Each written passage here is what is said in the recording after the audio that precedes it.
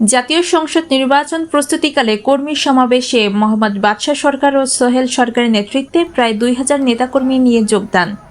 24 তারিখ শুক্রবার বেলা 3 ঘটিকার সময় গাজীপুরের কালিয়াকৈর উপজেলার সফিপুর মালিক মেমোরিয়াল উচ্চ বালিকা বিদ্যালয় মাঠ প্রাঙ্গণে সমাবেশ অনুষ্ঠিত হয়। সমাবেশে যোগদান উপলক্ষে কালিয়াকৈর পৌরসভার 7 নং ওয়ার্ডের যুবদলের সভাপতি মোহাম্মদ সোহেল সরকার সহ সভাপতি মোহাম্মদ বাদশাহ সরকারের নেতৃত্বে প্রায় 2000 নেতাকর্মী নিয়ে সমাবেশে যোগ দেন।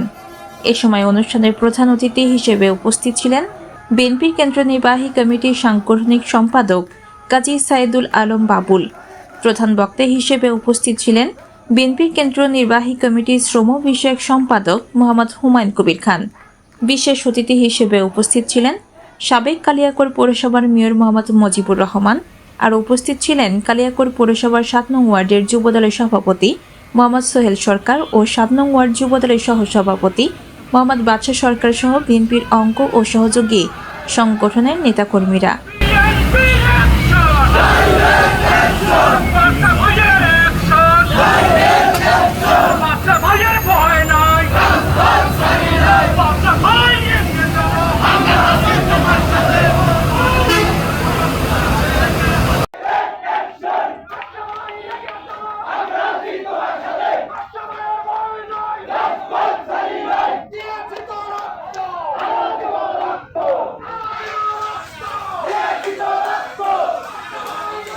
এ সময় বক্তারা বলেন, আগামী সংসদ নির্বাচনে আপনারা জনগণের দ্বারে দ্বারে যান এবং ধানের শীষে ভোট চান।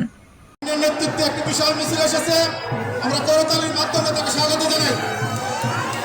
সকলকে